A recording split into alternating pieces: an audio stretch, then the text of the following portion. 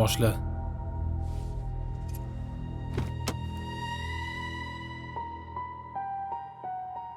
Xush kelibsiz.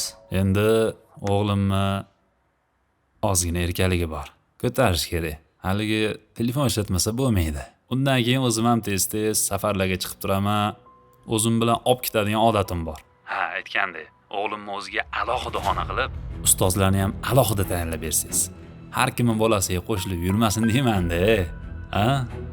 Endi bitta o'g'il bo'lganidan keyin har qancha erkaligini ko'tarar ekanmiz-da. Ha? Uzr aka. Siz talablaringiz biz maktabimizning tartib qoidalariga to'g'ri kelmaydi. Uni ustiga biz hamma o'quvchilarimizni bir xilda ko'ramiz. Endi siz u yoqni o'ylamang. Men so'raganimga yarasha berishni biladigan odamman. Kechirasiz. Gap pulda emas. Ademe gap pulli qanchalikda bo'ladi? To'g'rimi?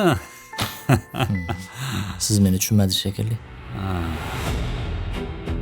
Mana qarang aka, har qancha kaprizim bo'lsa beraman mana. Nima xohlaysiz yana? O'zi hayotda maqsad pulmi? Nima o'zi? Qarang.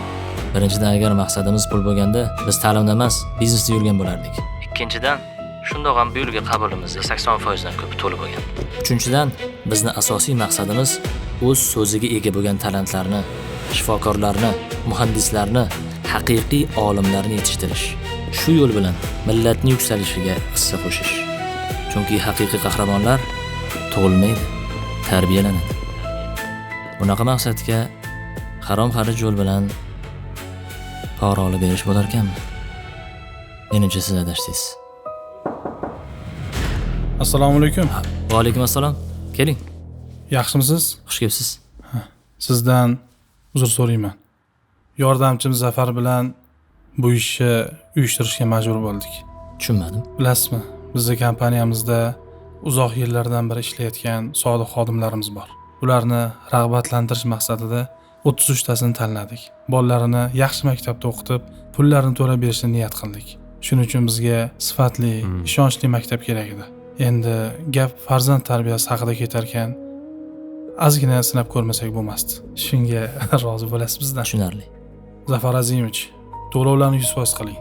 Bola imtihonga tayyorgarlik ko'rursin. Xo'p bo'ladi.